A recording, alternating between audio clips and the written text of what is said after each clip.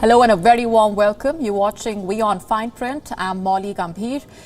The much-awaited interview of Meghan Markle and Prince Harry has been dominating headlines across the world.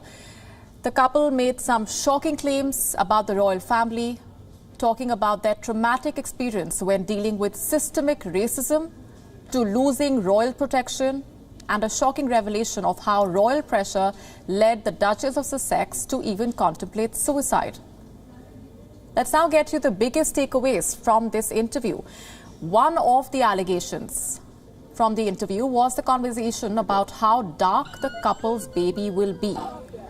According to Harry and Meghan, the royal family was worried about their son Archie's complexion and how dark the child would turn out to be. Listen in. We've got our family. We've got, the four of us and our two dogs, and it's great. Do you think it's because of his race? And I know that's a loaded question, but I can give you an honest answer. In those months when I was pregnant, all around this same time, so we have in tandem the conversation of he won't be given security, he's not going to be given a title, and also concerns and conversations about how dark his skin might be when he's born. what? And Who is having that conversation with you? What? so, There is a conversation. Hold up. there's Stop several right now. there's several conversations. There's a about it. conversation with you With Harry. about how dark your baby is going to be? Potentially, and what that would mean or look like. Later, while talking to CBS, Oprah Winfrey said that it was not Archie's grandmother nor his grandfather that were a part of conversations about Prince Harry and Meghan's baby's skin color. Meghan Markle, meanwhile, in that interview, said that she contemplated even taking her own life after joining the royal family. She added that life as a part of the royal family was so isolating, and the fact that she was denied help during her mental health crisis triggered suicidal thoughts. It was all happening just because I was breathing. And look, I was really ashamed to say it at the time, and ashamed to have to admit it to Harry, especially, because I know how much loss he's suffered. But I knew that if I didn't say it, that I would do it, and I just didn't want to be alive anymore. And that was a very clear and real and frightening constant thought. And I remember how he just cradled me, and I went to the institution and I said that I needed to go somewhere to get help. I said that I've never felt this way before and I need to go somewhere. And I was told that I couldn't, that it wouldn't be good for the institution. The Royal Foundation is a continuation of this tradition. Taking aim squarely at the senior royals, Meghan Markle flatly denied reports that she made Kate Middleton cry before her wedding. The former royal said that the reality was actually the opposite. The reverse happened. Explain to us what you mean by that.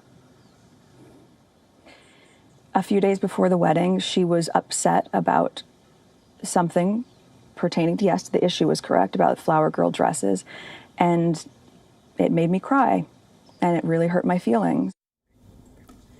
The couple also revealed the gender of their second child. The child will be the first senior royal due to be born outside Britain in 100 years.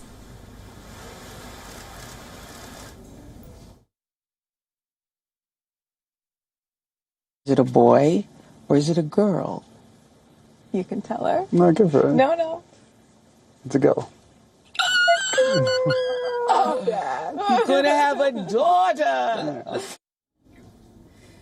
And for more on these developments, joining us this minute is our London Bureau Chief, Mandy Clark. Mandy, this is one of those interviews that leaves so much to be discussed. What is the buzz in London? How have Britons been reacting? So it has been obviously a very explosive interview. They haven't seen it yet. Only clips that have been quoted in the media. Of course, it airs tonight in Britain at 9 p.m. But lots of people do have a lot of opinions on it. Of course, the most explosive claim is that accusations of high-level racism, that someone senior in the royal family were worried about the color of Archie's skin, which is really making headlines here.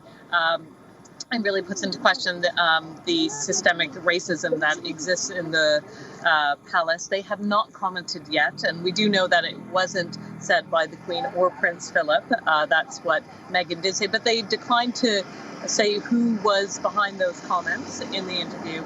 The other things that's really making headlines here is the alleged feud between Princess Kate, the Duchess of Cambridge, and of course between Meghan Markle as well. She said she did apologize. At the time, there was a discussion. It was around the wedding, and it was an issue about bridesmaids' dresses or flower girls' dresses.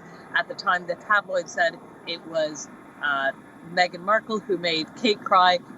She said it's the opposite, and certainly is putting the refocus into the two duchesses and the feud. So those are kind of the main headlines that are coming out. But of course, the British public has yet to see it and hear her story with her own words. What are the royal commentators saying about the possibility of a reaction from the royal family at any point? Well, the royal families are notoriously tight-lipped about these things. They certainly won't be doing any interview in the style of Meghan and Harry. I think when it comes to those really strong accusations of racism, that they must make a comment, but there will likely be a statement.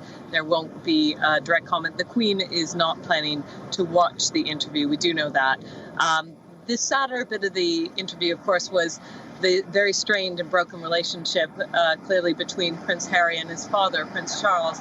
And there was a sentiment that there is hope that that relationship can be fixed, but there has been no comment yet from the royal family about that interview. So we will come back to you as and when we do have further reactions on that front. Mandy, thanks very much for the moment. It's not just the royal commentators or watchers. This interview has left the world divided. While many are lauding the young couple for their honesty, others are calling this a plot to take down the monarchy. And I think it's time for us to hold the monarchy to account. I mean, it's clear that Harry has a very good relationship with his mother, with his grandmother, the Queen. And as I've just recently said, let's applaud the Queen when she's done something right. But I think it does call to question what she did or did not do for her grandson, when all of the things he shared today was not new to either Prince Charles, Prince William, or the Queen. I just think it's really sad that family matters can't be played out within their family, and at a time when so many people are suffering due to losing people due to coronavirus, losing their jobs, that this is the main headline. I think, I feel really sorry for the Queen, who does an amazing job.